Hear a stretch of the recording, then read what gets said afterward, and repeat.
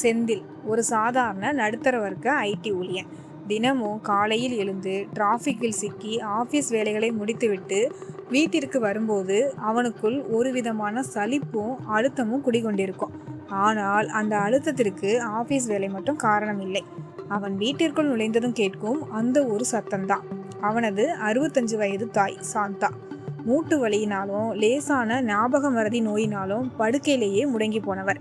செந்தில் வீட்டிற்குள் அடியெடுத்து வைக்கும் போதே அவனது மனைவி ரம்யாவின் முகம் கடுகடுவென்று மாறுவதை அவன் கவனிப்பான். ரம்யா செந்திலின் கையில் தண்ணீரை கூட கொடுக்காமல் தன் புலம்பலையும் ஆரம்பிப்பாள். இங்க பாருங்க செந்தில், என்னால இனிமே முடியாது.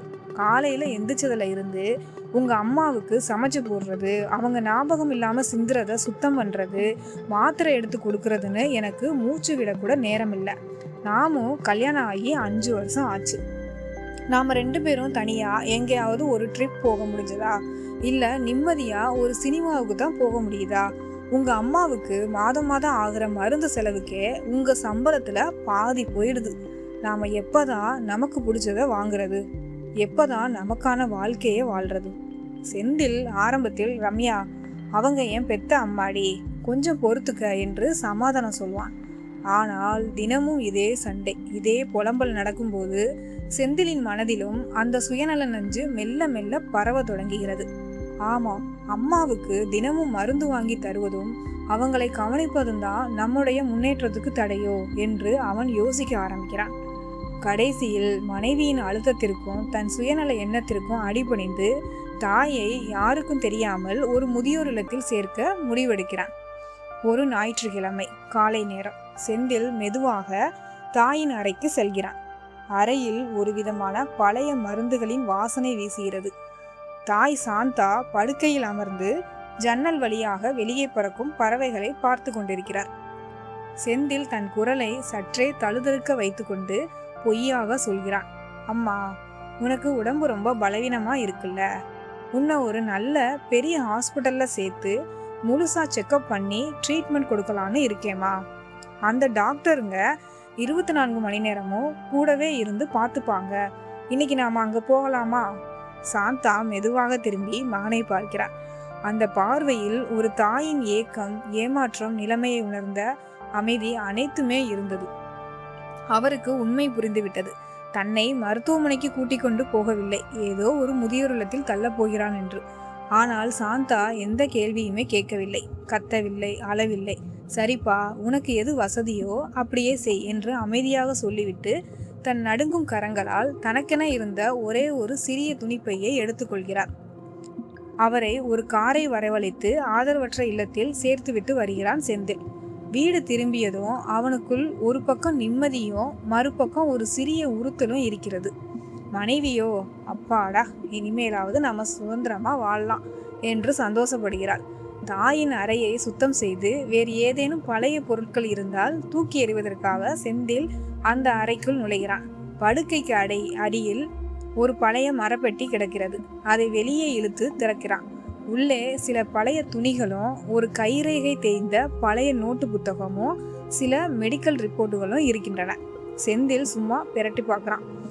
ஆனால் அந்த மெடிக்கல் ரிப்போர்ட்டை பார்த்ததும் அவனது கண்கள் அதிர்ச்சியில் விரிகின்றன. அது ஒரு முன்னணி புற்றுநோய் மருத்துவமனையின் ரிப்போர்ட். அதில் கணைய புற்றுநோய் கடைசி நிலை என்று தெளிவாக அச்சிடப்பட்டிருந்தது. செந்தில் அதிர்ச்சியில் உறைந்து போகிறான். அம்மாவுக்கு கேன்சரா? அதுவும் 4வது கட்டமா? எனக்கு தெரியாம அம்மா இவ்வளோ பெரிய நோயோடு போராடிக்கிட்டு இருந்தாங்களா? பதற்றத்துடன் அந்த பழைய நோட்டு புத்தகத்தை புரட்டுகிறான். அதில் சில வரிகளும் எழுதப்பட்டிருந்தன. என் பையன் செந்தில் இப்போதான் வாழ்க்கையில கொஞ்சம் கொஞ்சமா நிலை பெற்று வர்றான். இப்போ எனக்கு கேன்சர் இருக்குன்னு தெரிஞ்சா அவன் இருக்கிற இந்த ஒரே வீட்டை விற்றாவது எனக்கு வைத்தியம் பார்ப்பான். அவனோட எதிர்காலமே பாழாயிடும்.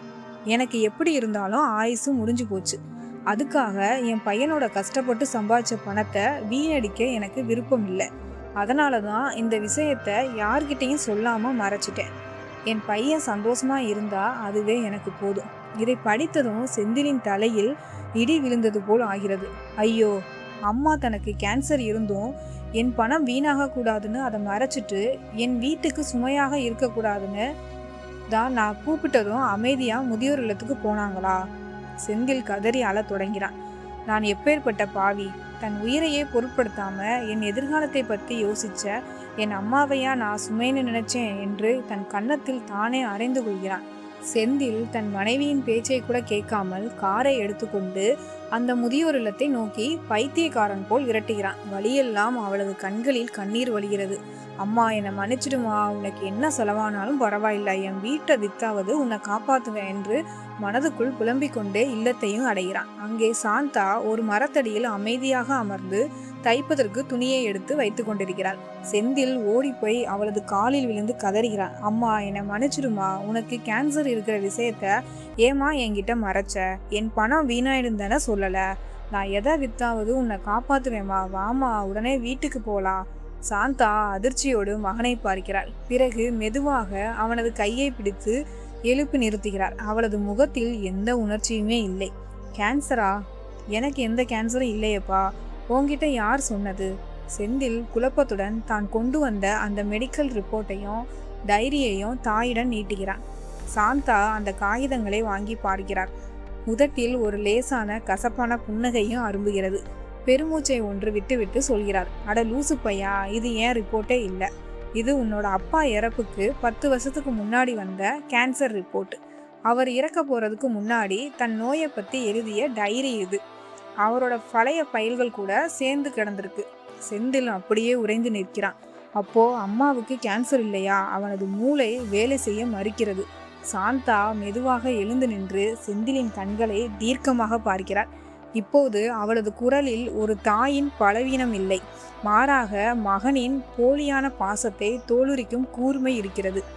எனக்கு எந்த பெரிய நோயும் இல்லை செந்தில். சாதாரண வயசான காலத்து முடக்குவாதமோ லேசான ஞாபக மறதியும் தான்.